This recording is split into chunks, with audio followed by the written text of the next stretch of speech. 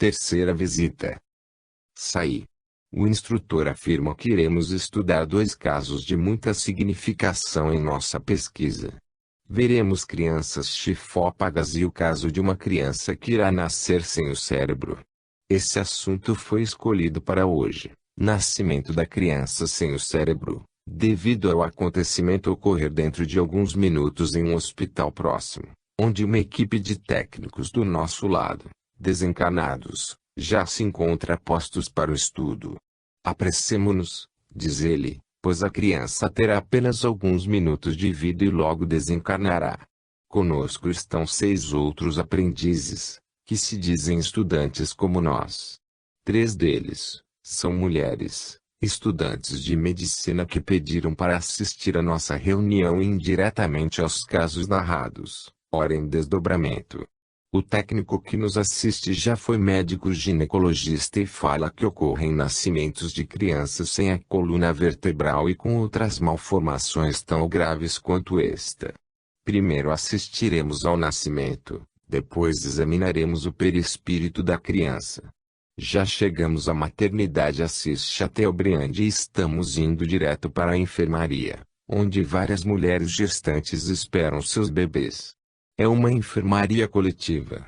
Vejo uma jovem de aproximadamente 27 anos, que está para dar à luz a criança que viemos observar.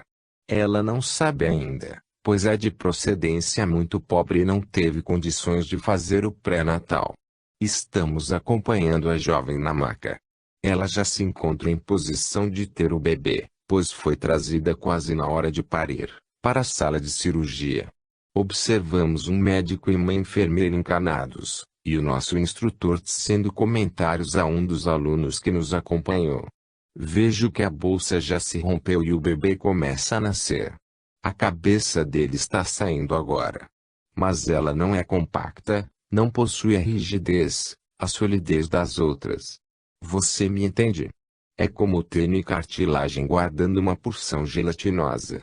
Vejo os olhos, o nariz, a boca, mas não tem os ossos cranianos fortes. É uma cartilagem meio transparente. Como ele sobreviveu dentro do útero? Era necessário que esse espírito passasse 9 meses de gestação vivendo o clima carnal. Os técnicos utilizaram para com ele, de recursos magnéticos e fluídicos retirados da mãe deles próprios, que estavam auxiliando no processo reencarnatório, para mantê-lo vivo. Percebo que o coração dele bate, mas nossos amigos afirmam que ele não sobreviverá mais que 15 minutos. Mesmo nascendo sem cérebro, a sua vida uterina foi valiosa, porque modelou uma cabeça. Os ossos cranianos foram plasmados de maneira frágil, e modelaram-se os olhos, o nariz, a boca. Houve a esculturação pela natureza, auxiliada pelos bons espíritos. Ele foi um suicida que esfacelou a cabeça quando atirou no ouvido, fragmentando o cérebro. Não foi possível a ele nem aos técnicos modelar o cérebro, tornando-se urgente o seu reencarne, o que ocorreu quase imediatamente após o seu suicídio. Todavia, havendo sido modelado um novo corpo, isso muito ajudará no mundo dos espíritos, porque ele se impregnou de fluidos vitais da mãe, bem como os da matéria densa onde esteve mergulhado. Isso ajudou, tanto pelo esquecimento temporário do seu problema, quanto pela pressão da matéria orgânica, impulsionando seu perispírito a obedecer os padrões anatômicos peculiares à espécie. Houve um avanço em sua modelagem, que será aproveitada pelos técnicos para promoverem os reparos cerebrais em definitivo, à medida que ele for despertando. Estes modelarão determinada zona do cérebro, da visão por exemplo, e ele se conscientizará que pode ver. Depois, a parte relativa à audição, ao tato e assim por diante. Mas, o paciente em si, pouco participará da modelagem devido ao seu estado de alienação. Em se tratando de suicidas, alguns até podem ajudar bastante na modelagem de órgãos menos complexos. O cérebro, como tradutor da memória do espírito, é de tamanha complexidade, que somente os técnicos detêm os conhecimentos específicos para uma modelagem bem-sucedida. A ajuda dele, portanto, será insignificante. Podemos até dizer que será a nível inconsciente, à medida que suas lembranças comecem a aflorar. É uma ajuda indireta, não resultante do conhecimento do processo de modelação, mas, pelo desejo de voltar à vida. Podemos agora averiguar as crianças chifópagas. Observaremos sob a ótica espiritual, de vez que pelo lado físico são dois espíritos distintos ligados por um único intestino, ou seja, mantendo-se vivos ligados um ao outro pelo tronco. Nós os percebemos agora. Essas duas crianças devem ter aproximadamente 3 ou 4 anos de idade. Apresentam o aspecto em que desencarnaram, e ainda permanecem nessa faixa etária por vontade dos técnicos que promoveram a reencarnação. Foram espíritos rivais nos últimos 3 séculos, onde conviveram em litígio por 4 encarnações, ocasião em que cometeram muitos abusos não se suportando um ao outro. A providência divina então os colocou juntos, nutrindo-se por um mesmo organismo. Deixe-me situar-me. Eles nasceram chifópagos. Posteriormente desencarnaram aos 4 anos e continuaram na mesma condição e na mesma idade, por imperativo dos fiadores da reencarnação pela qual passaram, a fim de evitar um despertar das lembranças com consequente reinício do litígio. Sim. É necessário que continuem juntos. Se um deles despertar será pior. Encontram-se com suas memórias adormecidas. Observo que só existe um par de pernas. A outra criança sai do tronco da primeira. É como um Y, mas vejo no espírito que sai do tronco, as outras pernas, como sombras que ele não nota. É como nos casos dos amputados, onde se nota a presença de uma forma. Sim. Mas ele não percebe. Pergunto ao instrutor como é o perispírito dessas duas crianças. São 2 perispíritos. É tal qual um enxerto em vegetais. É como se um deles tivesse sido amputado pelas pernas e sido acoplado no tronco do outro. Ambos são alimentados por um mesmo estômago. Para encarnar como procedem os técnicos. Eles são reduzidos ambos ao mesmo tempo, ficando o perispírito interpenetrando o perispírito, para nascer nesse formato. É como eu falei. Uma acoplagem na forma perispiritual. Um deles não tem as pernas do perispírito, mas a sombra que divide são as pernas do corpo mental. Na hora da redução perispiritual um deles estava amputado, existia apenas o tronco, que foi acoplado à altura do estômago do outro. No renascimento eles utilizaram um espermatozoide especial, escolhido antes da fecundação. Essa célula reprodutora escolhida fecundou o óvulo, que não se partiu totalmente para gerar gêmeos normais, iniciando a multiplicação celular que deu origem a 2 seres imantados um ao outro. No caso dos gêmeos univitelinos essa separação ocorre totalmente culminando em crianças separadas e do mesmo sexo. Eles vão continuar ligados por algum tempo, e depois os técnicos irão separá-los através de cirurgia. Posteriormente reencarnarão como gêmeos idênticos. Quando essa cirurgia for feita, claro que um deles deverá ficar com o estômago e os intestinos.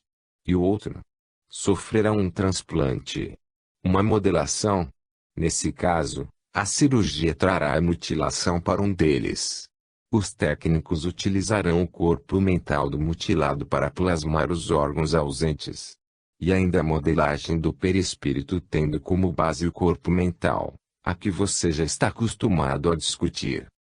4ª visita. Estou desdobrada, mas é como se eu tivesse adormecido. Quando acordei já estava neste local. Essas coisas me deixam meio atordoada, sabe? É um hospital muito grande, tal qual uma colônia. Parece existir de tudo que se utiliza em uma comunidade qualquer. Igreja, centro social, praças. Antes de entrar, vestimos uma roupa, espécie de capa contra a chuva, que cobre meu corpo até os pés. Na porta leio, centro dermatológico. Penetramos numa ala direita, onde vejo uma placa, hanseníase. Parecemos passear. O instrutor mostra tudo. Observo pacientes com grandes manchas na pele. Alguns com ferimentos profundos, outros já mutilados pela doença, muitos adormecidos, outros em aflição. Ele não me deixa demorar e já vai mostrando outra área. Nova placa surge, câncer dermatológico. Interessante. Neste setor as pessoas são desfiguradas. Não possuem nenhum pelo na cabeça. O corpo mais parece uma esponja vermelha. Ele aponta para outras alas, mas afirma que hoje irá mostrar uma das maneiras de restaurar células epiteliais danificadas por essa doença. Lembra que as causas dessa enfermidade todos nós conhecemos. Estão nas fichas kármicas e relacionam-se com hábitos e atitudes passadas. Vamos caminhando e atingimos o centro cirúrgico, no que penetramos em seus aposentos. Não há nada aqui dentro que impeça a entrada de alguém. Indago sobre contágio e isolamento, e ele explica que geralmente adquirimos determinadas doenças quando estamos comprometidos através do karma, para passarmos por aquela prova. Caso contrário, é como se existisse uma imunidade natural da pessoa com relação a elas. Apesar do contato com a doença tornar algumas pessoas resistentes contra seus efeitos, nunca é demais tomar os cuidados necessários, por causa dos familiares ou circunstantes com os quais se convive.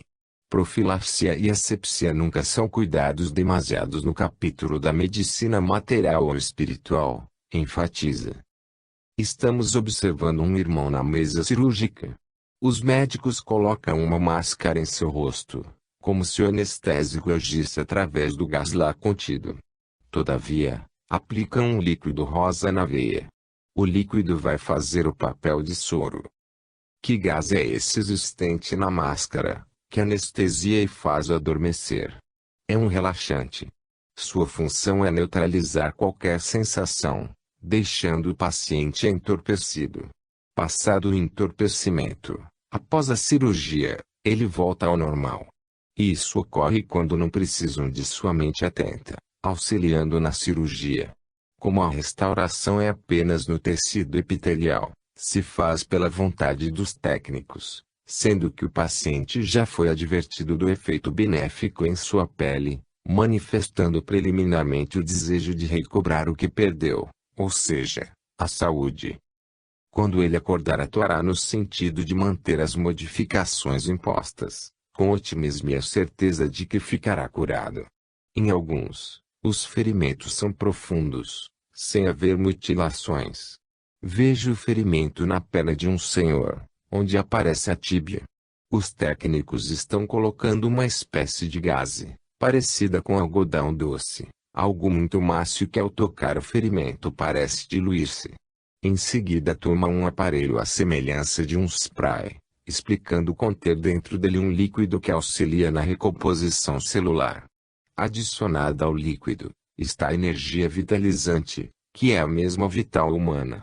Esse líquido exala um odor forte de remédio, mas não chega a ser desagradável. Após colocar a gás e jatos de spray por cima através de movimentos circulares, vejo a gaze se dissolver e aderir à ferida como se passasse a fazer parte do tecido, recompondo-o.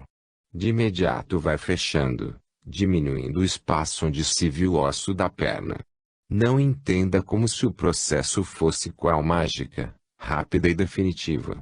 Você assistiu a demonstrações em pacientes conscientes e desejosos de sua regeneração, que mesmo assim estão aqui há algum tempo.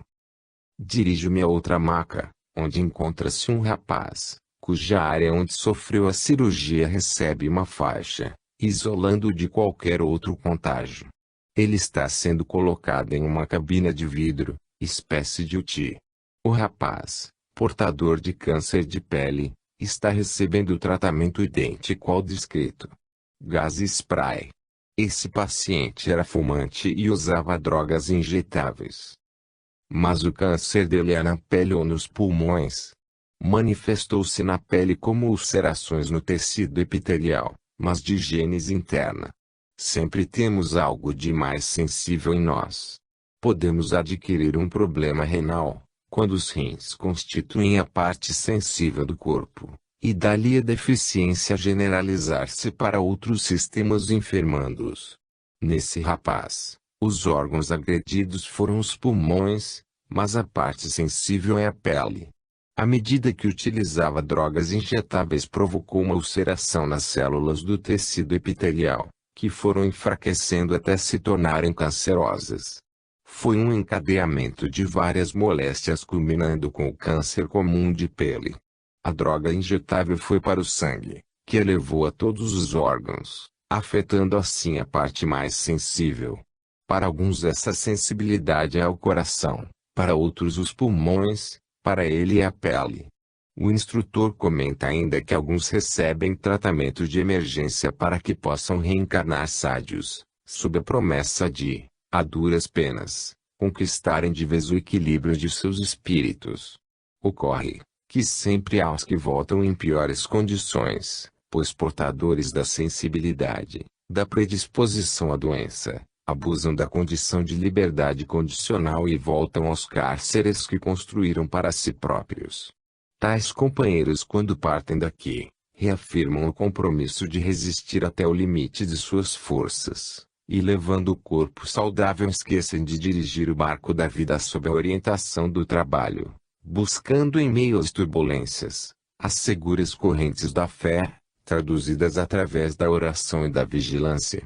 Sob tais condições, tudo depende de sua atuação como timoneiro. Enfrentando borrascas e ventanias, é de se esperar alguns naufrágios, porém, há marinheiros que vencem o tranquilo mar dos nevoeiros, evitando os acidentes de percurso, nunca insuperáveis para quem se escuda na confiança em Deus e tem como porto seguro a paz de consciência. Estão nos dizendo que a visita terminou. Volto com eles. Estou levando 2 frascos contendo material para exame durante nosso sono físico. Em um dos vidros está gás e no outro líquido rosa usado como soro. Logo mais, enquanto dormirmos, poderemos voltar para o centro, e pegar, cheirar, analisar, fazer experiências com esse material. Deus nos ampare em nossas pesquisas, é o que dizem na despedida. Capítulo 50. O laboratório da natureza. Então o espírito pode dar não somente a forma do objeto, mas também as suas propriedades especiais, se o quiser. Foi em virtude desse princípio que respondi afirmativamente às perguntas anteriores. Terás prova da ação poderosa que o espírito exerce sobre a matéria que estás longe de supor, como já te disse. Suponhamos que ele quisesse fazer uma substância venenosa e que a pessoa tomasse. Ficaria envenenada?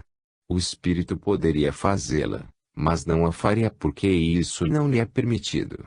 Poderia fazer uma substância salutar, apropriada à cura de uma doença, e isso já aconteceu? Sim, muitas vezes. Poderia então, da mesma maneira, fazer uma substância alimentar. Suponhamos que fizesse uma fruta ou uma iguaria qualquer. Alguém poderia comê-la e sentir-se saciado? Sim, sim. Mas não procure tanto para achar o que é tão fácil de compreender. O Livro dos Médiuns, Allan Kardec, capítulo 8, item 128. O Laboratório da Natureza. A natureza é o especial laboratório que o Pai Celestial nos concedeu para que dele extraíssemos as essências curativas, energéticas e modeladoras utilizadas a nível físico e perispiritual. Os vegetais contribuem com larga parcela de fluidos exigidos na cura das mais variadas doenças, auxiliando na instalação da saúde e da harmonia em muitos corações aflitos que habitam o planeta. De suas raízes, troncos e folhas, substâncias generosas são aproveitadas, acalmando a dor do mundo, fechando chagas martirizantes. Os vegetais são fontes inesgotáveis de medicamentos, muitos dos quais ainda não revelados, por força da tímida pesquisa de que são objetos. Utilizam os espíritos, fluidos e energias retirados dos vegetais, processando-os como matéria-prima na elaboração de medicamentos para enfermidades, várias deles se beneficiando sob a inspiração do médico maior, que é Jesus. O passe, a água fluidificada, o emprego de chás de ervas são alguns de seus aspectos. A farmacologia terrena é hábil no manejo de muitos fluidos. Poderíamos pensar que a medicina espiritual lhe estivesse abaixo. Os espíritos se organizam em laboratórios com avançada tecnologia, e da natureza extraem, processam, combinam, depuram e aplicam fluidos adaptados à imensa variedade de doenças.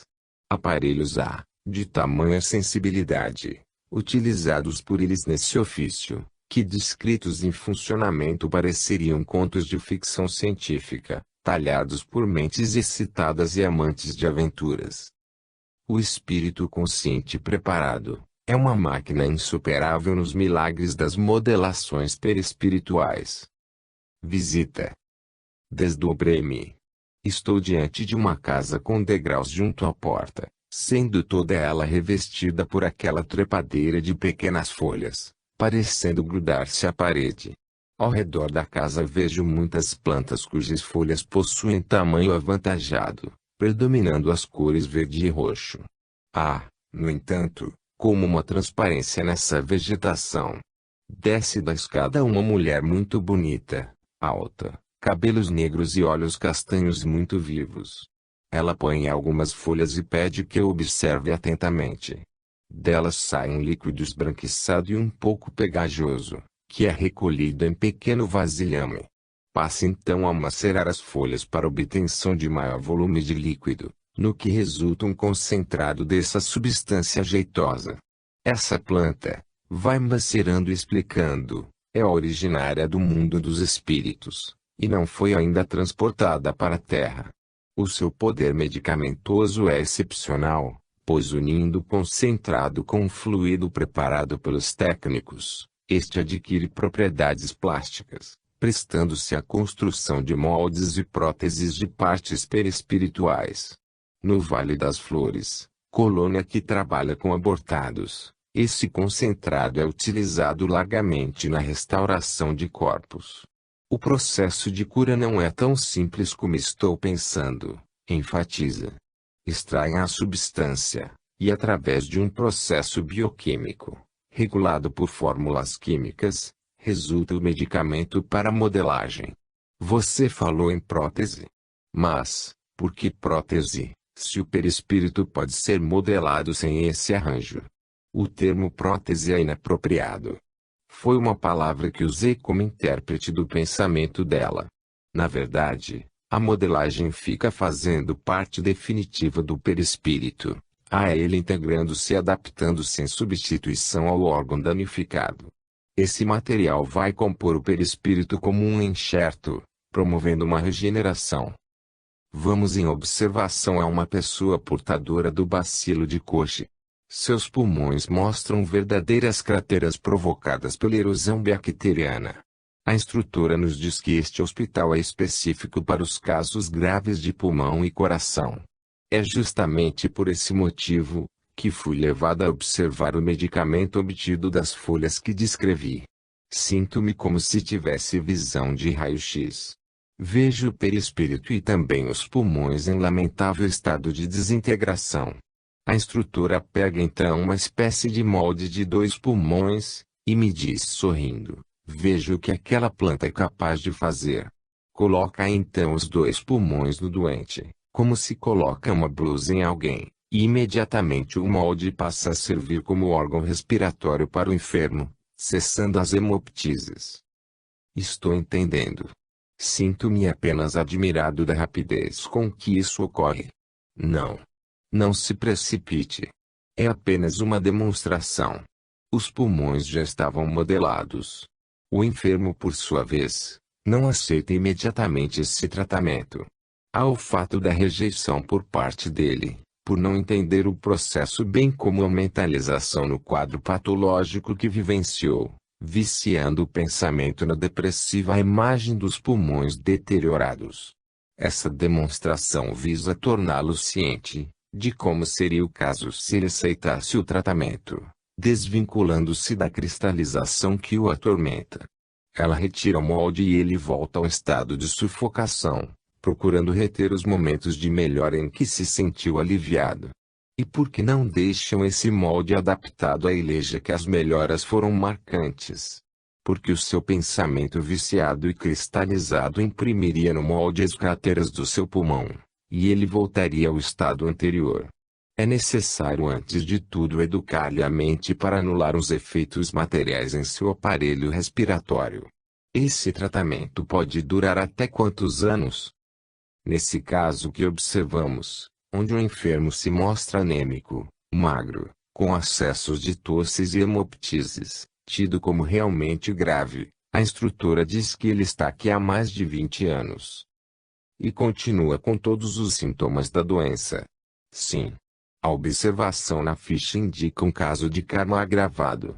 O tratamento a rigor seria simples, semelhante a um transplante de órgão. Todavia, a sua rejeição mental impõe sério bloqueio, patrocinado inclusive pelo seu comprometimento para com a lei. Terá que passar por árdua educação mental. Será levado a reuniões mediúnicas, para entender o funcionamento dos órgãos que tanto prejudicou. Depois começará a tomar conhecimento do poder modelador do pensamento, a fim de desvincular-se da cristalização que detém. Isso poderá parecer fácil, mas nada é fácil quando se tem uma cobrança da consciência a exigir reparos e a induzir necessidades de autopunição. Enquanto ele não se educar mentalmente, continuará a sentir todos os sintomas que observamos. É exato. O sofrimento é o mesmo do momento do seu desencarne, o qual gravou-se nítido e forte em sua memória. Ele parece desencarnar a cada instante. Tosse, falta de ar, hemoptise. Para aliviar esse sofrimento, os médicos fazem com que ele adormeça. Impõem um sono letárgico, mas a imagem não lhe sai da mente. Quando ele desperta, é submetido a tratamento intensivo de educação mental. Estou me despedindo. Angustiei-me um pouco com o drama dessa irmã. Seja boa enfermeira, diz a instrutora. Como? Nada entendo de suas fórmulas e concentrados, respondo-lhe. Minha irmã, conclui, em qualquer circunstância, Jesus é o médico mais especializado e todos nós somos enfermeiros a seu serviço. Capítulo 51. Traumas por acidentes. Imaginemos que fossem analisar as origens da provação a que se acolheram os acidentados de hoje. Surpreenderiam, de certo, delinquentes que, em outras épocas, atiraram irmãos indefesos do cimo de torres altíssimas, para que seus corpos se espatifassem no chão, companheiros que, em outro corpo, cometeram hediondos crimes sobre o dorso do mar, pondo a pique existências preciosas. Ou suicidas que se despenharam de arrojados edifícios ou de picos agrestes, em supremo atestado de rebeldia, perante a lei, os quais, por enquanto, somente encontram recurso em tão angustioso episódio para transformarem a própria situação. Quantos romeiros terrenos, em cujos mapas de viagens contam surpresas terríveis, são amparados devidamente para que a morte forçada não lhes assalte o corpo, em razão dos atos louváveis a que se afeiçoam. Quantas intercessões da prece ardente conquistam moratórias oportunas para as pessoas cujo passo já resvala no caireiro do sepulcro. Ação e reação, André Luiz, capítulo 18, pág. 246. Traumas por acidentes. Acidentes fazem parte da história de todos nós. Alguns por imprevidência, outros forçados e criados pelas leis kármicas, que funcionam qual cobrador incorruptível dos nossos delitos. No exato momento em que escrevia estas linhas, uma fragata de guerra americana lançava 2 mísseis contra um avião comercial indefeso, que sobrevoava o Golfo Pérsico, promovendo o espetacular desencarne coletivo de 290 pessoas. Acidente. E o grande incêndio do edifício Joelma. Negligência. Que dizer das quedas constantes de barreiras, soterrando centenas de vítimas? Das erupções vulcânicas, inundações, tempestades, guerras, dos microacidentes particulares de cada um, que somados perfazem volumoso total de passageiros deste mundo para o outro. Quem lhes dá os passaportes? O acaso que escolhe indiscriminadamente ou uma lei inflexível que traz de volta o culpado reveria responder pelos seus desmandos? Seria nada confortador para o habitante terreno, saber-se regido por lei caótica, que não leva em conta os méritos, a distribuir dores e alegrias de maneira arbitrária, materializando efeitos sem a observância das causas. Não estou querendo criar a síndrome do karma, onde uma criança ao sofrer pequeno corte no pé, nada lhe seja feito além do curativo, pois aquilo lhe era reservado por predestinação. Talvez os velhos métodos educativos, de andar calçado, de não colocar vidro no chão, tenham sido esquecidos, e isso não é karma, apenas descuido dos pais, desde que tenham tomado conhecimento dos meios de evitar o acidente. Atribuir as consequências das menores picuinhas nas quais nos envolvemos à lei kármica, é não entendê-la. O karma de hoje é criação do ontem, quando nos descuidamos da ética evangélica. Podemos agravá-lo, aliviá-lo ou estacioná-lo. A lei kármica admite flexibilidade em seu determinismo, mas seu cumprimento é inexorável, no sentido que cada um receba segundo as obras praticadas. É portanto criadora e determinadora de muitos acidentes, acordando o espírito da inércia ou da lentidão em que se encontra por livre vontade, de vez que o velocímetro da marcha evolutiva de cada um é ajustado por si próprio. Neste capítulo veremos alguns casos de acidentes, com as consequentes implicações no perispírito dos acidentados, bem como a terapia ministrada, objetivando a normalização desse corpo plástico. Quando esses acidentes atingem proporções inusitadas prejudicando sobremaneira o perispírito, entra em cena o corpo mental servindo como forma para a nova peça ser modelada. Até aqui isso parece ser uma constante em acidentes de grande porte. Primeira visita. O instrutor está me informando que vamos observar 2 casos de acidentes traumáticos para o perispírito. A explosão de um avião de passageiros e um paciente vítima de radiações atômicas de Hiroshima. São exemplos bem demonstrativos das agressões que o perispírito pode sofrer, determinada pelas condições mentais e kármicas de cada um. Fala-nos que nessa observação você pode explorar o assunto à vontade, de maneira a não permanecer em dúvidas em qualquer detalhe da narrativa. Encontrou-me em uma sala ampla e arejada, onde homens e mulheres trajam batas, como se fossem profissionais da medicina. À minha frente uma tela branca e grande, onde, segundo o instrutor, vamos assistir a um acidente ocorrido com um avião de passageiros. As cenas que começam a surgir mostram imagens tridimensionais de grande realeza.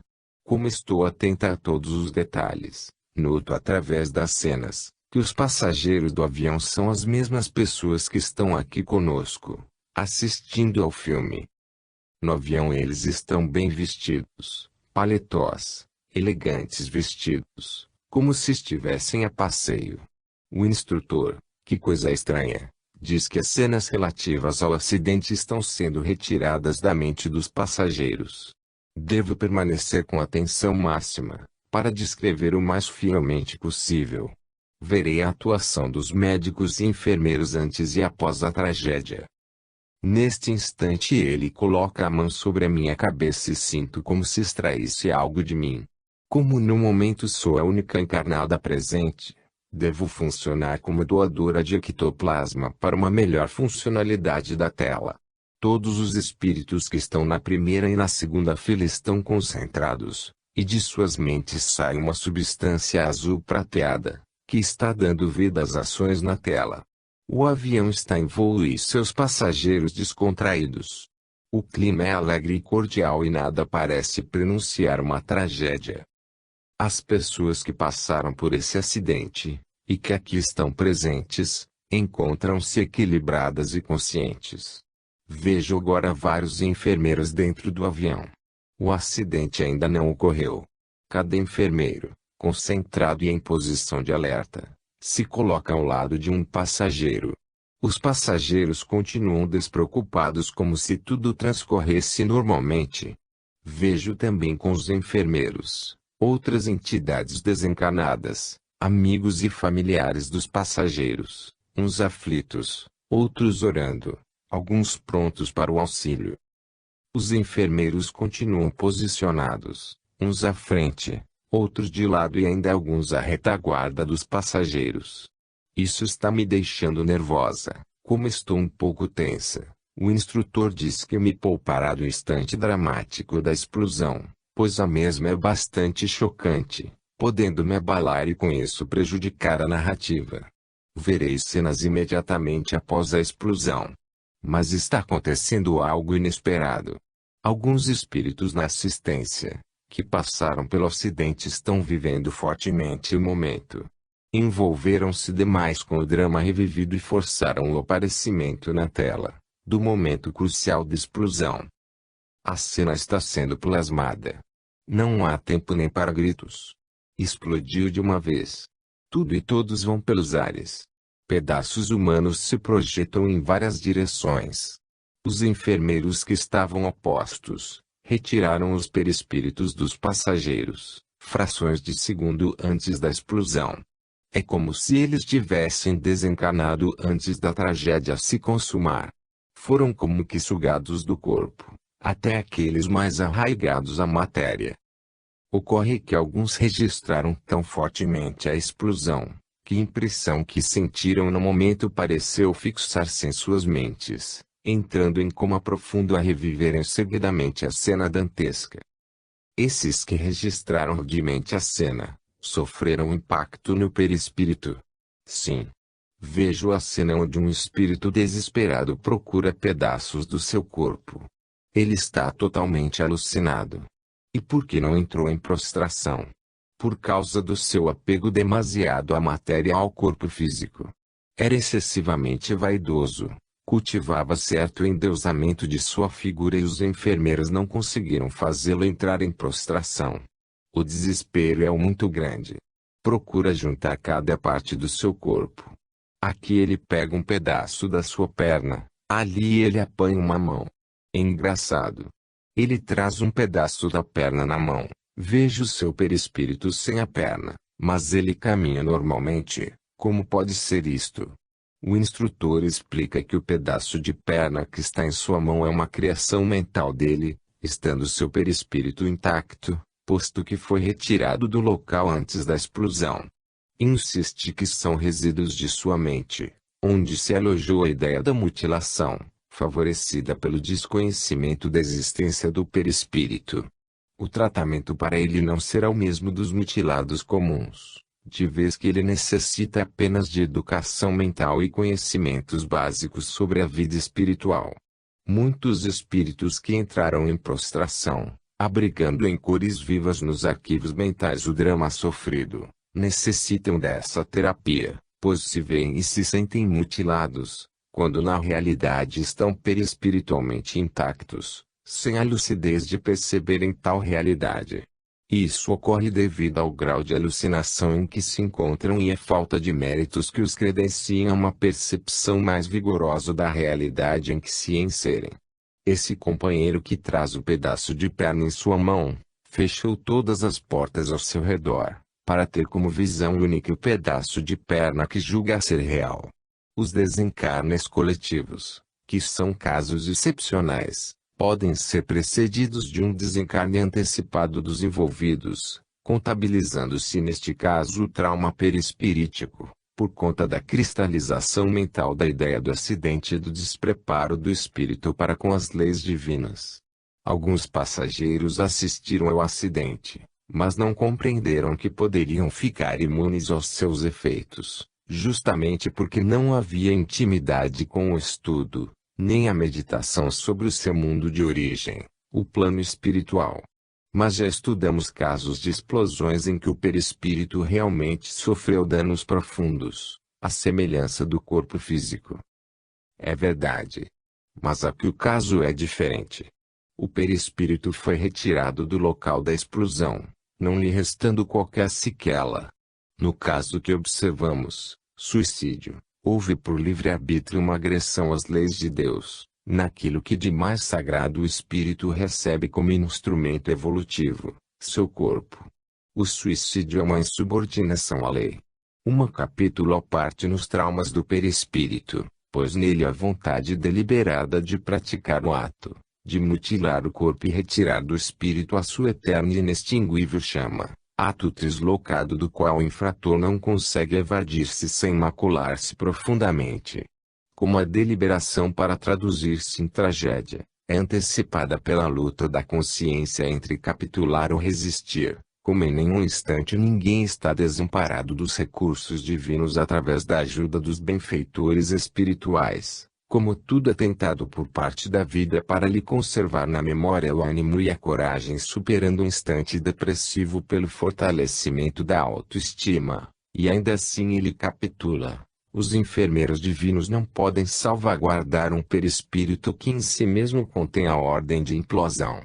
Nos suicídios o perispírito não está imune às dolorosas mutilações orgânicas a que se condena, de vez que sendo o espírito carrasco de si mesmo, desertor do campo de lutas, renegado, pois que abandona a fé em seu Criador, custa-lhe colocar a consciência em ordem para recuperar tamanho prejuízo causado a si mesmo. As imagens colocadas em tela foram retiradas da mente de pessoas que passaram pelo acidente. Mas, as pessoas que estavam no avião não sabiam da presença de enfermeiros a bordo. De onde surgiram essas imagens, de vez que os passageiros não as tinham registrado em suas mentes? Os espíritos podem retirá-las do éter. Mas aqui presentes, encontram-se enfermeiros que a tudo assistiram. As imagens em parte saíram de suas mentes.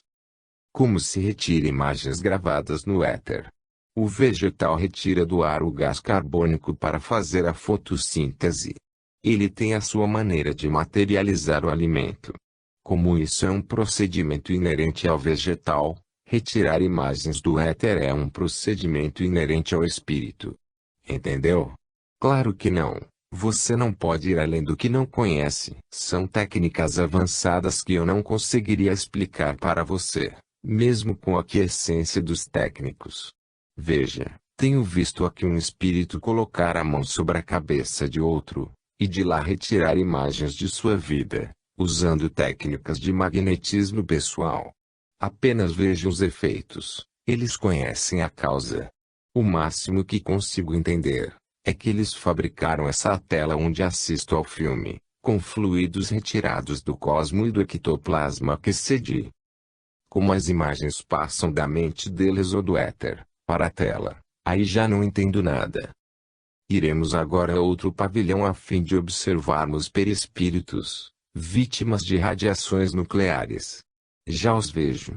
Apresentam-se com profundas chagas. Foi um desencarne coletivo ligado ao karma daquele povo. Hiroshima. Como acidente de vastíssimas proporções, a retirada de perispíritos antes do acidente restringiu-se a casos isolados, levando-se em conta os méritos de cada um. Noto que as células perispirituais foram lesadas pela radiação.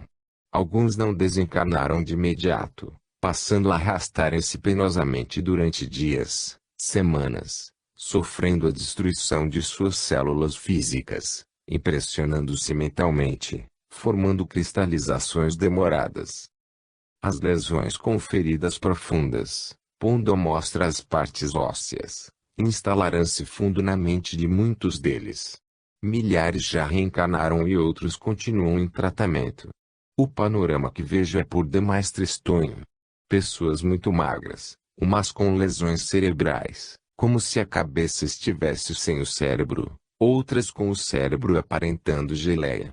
Esse órgão parece ter sido duramente atingido pelas radiações. Os pacientes estão passando por um acoplamento de células cerebrais, com finalidade de restaurar esse órgão. Os que ficaram em estado de alienação profunda foram separados dos demais, para não prejudicá-los, alucinando-os também. O tratamento aqui é bem específico. O espírito é prostrado e encaminhado aos departamentos para projeção e desenho dos órgãos afetados. Vejo um rapaz portando grande ferimento, tendo o osso da perna à mostra. Observo o curativo ministrado pelos enfermeiros.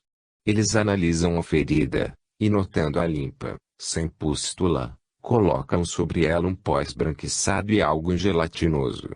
O pó torna-se aderente, e sob a ação mental desses enfermeiros, parece confundir-se com o tecido ulcerado do paciente. A ferida aparenta entrar em processo de regeneração. A pele não fica totalmente restaurada, mas encena um princípio de cicatrização. Quando os enfermeiros se retiram e o rapaz relembra a cena que viciou a sua mente, a ferida volta a abrir. O instrutor, sempre atento, explica que superado esse impasse, a cristalização da ideia, o processo cicatrizante se instalará em definitivo sobre os ferimentos. Alguns levarão sequelas físicas para as reencarnações futuras, devido ao fato de suas fichas kármicas acusarem grande envolvimento em episódios que marcaram outras pessoas com dor e sofrimento. Esses, julgados e condenados por suas próprias consciências, não logram forças para a regeneração perispiritual completa. Esses espíritos se encontram nesse estado desde 1945, quando sofreram um acidente. Sim. O tempo para o espírito não é regulado pelo relógio terreno. A vontade bloqueada torna a ação obstruída. O tempo passa sem tecer os fios da saúde, para quem se deixa paralisar na própria enfermidade. Segunda visita. Estou fora do corpo é dia. Que sensação estranha é saber que estou aqui durante o dia e meu corpo está aí, que é a noite. O céu está bem azul, contrastando com o verde da relva. Estou flutuando com Rose, aproximadamente 3 metros do solo. A sensação é a de se estar em uma câmara sem gravidade. Sinto-me bem leve, o traje é uma roupa suave, como uma camisola azul clara. Tão macia que o vento faz flutuar. Rose dá a minha mão e partimos assim flutuando para as observações que nos esperam. Estamos pousando. É um prédio com vigorosas colunas e uma delicada escada de acesso. Ao seu redor, frondosas árvores.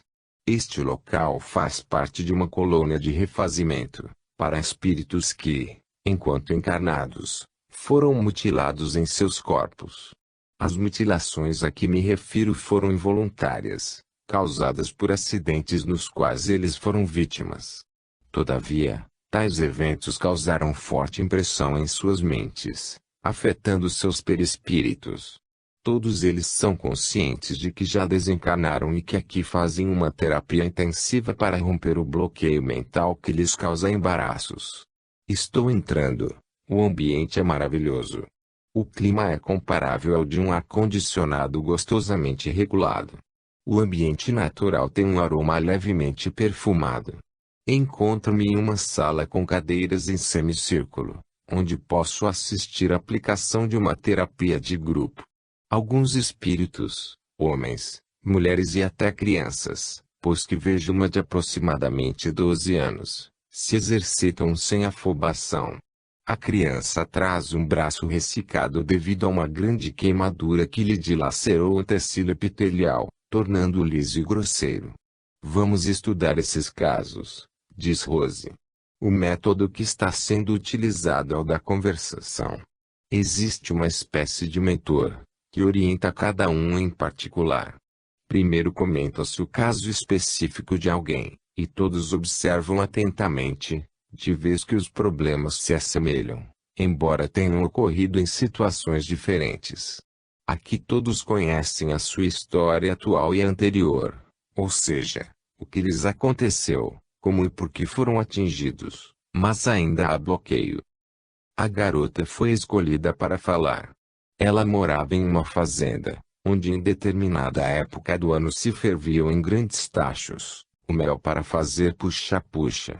Ao mexer em um deles, derramou líquido fervente sobre seu braço. O choque foi tão forte, que ela registrou no perispírito a queimadura. Esse registro mental, como uma fotografia petrificada, é a causa do seu braço mostrar-se carbonizado. Ela passará pelo seguinte tratamento: como as células perispirituais foram ressecadas devido à forte impressão e como ela pode restaurar esse tecido através da sua vontade educada, torna-se necessário desfazer a sua ideia cristalizada, liberando-a. Assim, através do seu poder mental e com a orientação dos técnicos, ela estará capacitada a promover a sua cura. Essa terapia é repetida diversas vezes, até que o espírito se convença de que pode ser o seu modelador. Agora a menina vai tentar alterar o quadro que se mostra em seu braço, pois para isso vem sendo exercitada. Rose diz que ela passou por uma aprendizagem, tal como uma criança memoriza o alfabeto, e que agora vai tentar ler algumas frases. A base do tratamento é a repetição, até que o aluno esteja apto a caminhar sozinho. A menina se concentra, e na sua mente, eu vejo uma imagem mental de um braço perfeito. Observo as duas imagens, a mental e a real. Ela inicia o processo de restauração pelas células, as mesmas que estudou e criou em separado através de exercícios. A garota fez esse estudo, conheceu um pouco de anatomia das células epiteliais e o formato dos epitélios simples e estratificados. Ela está mentalizando as células em cima do braço, fazendo um esforço mental na criação das mesmas. Meu Deus! Que coisa linda! Noto que alguns pontos do seu braço danificado começam a modificar-se pela formação de novas células. Mas apesar do esforço que nos emocionou, a criação não foi uniforme. Ficaram ainda espaços por preencher. O mentor vai ao seu encontro e diz: bom. Ótimo. Criaram-se muitas células. Em breve você terá condições de modelar todo o tecido avariado. A menina sorri. A instrutora diz que o que presenciamos foi um teste para aferição de sua capacidade plasmadora. Ela precisa treinar ainda mais. Agora observamos um senhor sexagenário. Ele traz à mostra um profundo corte na parte anterior do tórax. Vejo nítida cicatriz, que se estende da garganta até o umbigo. Esse paciente participava de um torneio em uma vaquejada, quando seu cavalo assustou-se, atirando mais adiante sobre uma cerca de arame, arrastando-o e rasgando-lhe o esôfago, o coração, o estômago e os intestinos. Ele tem plena consciência desse fato. Sua terapia é rever o acontecido, mentalizar os órgãos afetados e estudar um pouco da biologia desse sistema afetado. Como no caso anterior, devido à sua forte impressão mental, danificou os órgãos. Seu tratamento será por etapas. Primeiro ele se fixará em um único órgão até plasmá-lo perfeito, depois passará para o órgão seguinte. Ele agora está com a mente voltada para o coração. No seu coração há um pequeno corte, e ele precisa unir as fibras cardíacas, mentalizando essa união entre as mesmas. Começa então a mentalização e a pequena fenda vai se fechando. Ele parece muito contente, pois em breve poderá superar totalmente esse problema. Para o paciente plasmar qualquer órgão, é necessário primeiramente que ele aprenda a sua anatomia e fisiologia. Nesses casos que observamos, onde o espírito possui a consciência de sua problemática, ele precisa passar pela terapia grupal, e em particular, pelo estudo do órgão afetado. No entanto, as condições de estudo aqui são diferentes da didática terrena. Esse companheiro conheceu previamente o funcionamento do coração. Viu as fibras estriadas cardíacas, aurículas e ventrículos, tricúspide mitral. Como é então essa didática tão diferente da nossa? Eles não usam livros como nós. Estudam em moldes perfeitos.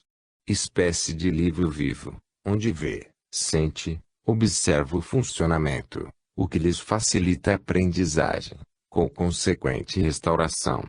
O coração onde ele exercitou-se é um órgão de modelação perfeita, onde ele sente a sua sensibilidade, pois que iguala-se a um órgão vivo. Então os que possuem condições de aprender pelo estudo promovem suas próprias modelagens, os que não possuem, recorrem aos técnicos. Exatamente. A modelagem aqui também se opera pela função dos técnicos, quando existe a incapacidade do paciente. Entre esses incapazes estão alguns intelectuais, que apesar da cultura acadêmica que apresentam, estão contaminados com vibrações do derrotismo, negativismo ou por paixões inferiores que neutralizam qualquer ação criativa ou plasmadora da estética orgânica. Quando tentam, deformam-se cada vez mais, exigindo o concurso dos técnicos. Daí depreende-se que não são somente a cultura ou a inteligência os fatores básicos para a plasmação. Mas, deixe-me terminar o relato do Senhor com a fenda cardíaca. Ele mentalizou o coração perfeito, e eu notei que a fenda desapareceu. No entanto, o mentor solicitou-lhe retornar à época do acidente. Ele sofreu um pouco com as lembranças e a fenda se abriu novamente. Apesar de encontrar-se mais treinado que a garota, ele ainda necessita educar as emoções. São muitos pacientes. Converso com eles. Dizem que já sabiam da nossa visita. Falam dos seus casos, mostram seus membros. Mas, não se afligem com isso. Repetem que são orientados como alunos. Existe um professor, mas a tarefa é do aluno. A experiência terminou. Todos estamos muito alegres. O professor nos abraça e agradece a nossa visita. Todos são tão amigos. Estou de volta. Terceira visita. Encontro-me no interior de uma casa, que em tudo se parece com uma maternidade. Vejo muitos berçários e crianças recém-nascidas. Sinto fortes vibrações no ambiente, como se as crianças sofressem e isso repercute em meu espírito. O instrutor explica que são crianças abortadas. Esses pequeninos passaram pela redução perispiritual e não tiveram condições de retornar ao tamanho natural. Aqueles são tratados como recém-nascidos, em incubadoras. Existem crianças abortadas com até 6 meses, quando o esquecimento e o aprofundamento do espírito na matéria, já bem pronunciados, dificultam o seu retorno ao estado anterior ao reencarne. O tipo de aborto e o tempo de gestação, muito contribuem para que a condição de bebê, após o aborto, seja irreversível. Estou observando uma delas. Coitadinhas. São tão indefesas. Estou com uma roupa apropriada, esterilizada, para observá-las. Uso luvas, máscara, bata, gorro e sapatos de pano. Elas devem ficar isoladas o mais possível de nossos fluidos, diz o instrutor. Este pequenino que observo tem entre 5 e 6 meses de gestação. Mostra a grande deformação no crânio, que apresenta-se perfurado. Chora constantemente, como se estivesse apavorado. Na verdade, relembra o instante em que o seu cérebro foi perfurado pela técnica abortiva. Ele está me causando um sentimento muito forte de piedade. Também existe uma mutilação em seu braço, que aparenta estar quebrado. Observo os detalhes. Vejo que é um corte, parecido com uma fratura. Esses espíritos passaram por acidentes, embora que provocados, e não estão em condições de efetuarem suas modelações. Noto que um dos tratamentos é o passe, que acalma a sensação de pavor. O tratamento básico consta de fluidoterapia e de vibrações amorosas das enfermeiras especializadas. O regime alimentar se reduz a substâncias à base de sucos de legumes e de outro vegetal que desconheço, sendo este utilizado na fabricação de um chá revigorante e ao mesmo tempo calmante. A alimentação é introduzida em seu intestino por uma espécie de sonda. O tratamento é intensivo. Vejo a enfermeira colocar a mão sobre a cabeça de uma delas, que grita convulsivamente. Então ela vai acalmando. Acalmando. Vamos para uma outra sala onde a criança com o crânio perfurado a que me referi foi transportada. 4 médicos a examinam e decidem por uma espécie de enxerto, colocando pequeninas porções em sua massa encefálica, em verdadeiro trabalho artesanal. No ferimento do braço, refazem o tecido epitelial. A pele dela é frágil, quase transparente. Após a superação dessa fase crítica, essas crianças irão crescer normalmente, como as nossas aí na Terra. Relatam então o que lhes aconteceu, na tentativa de afirmação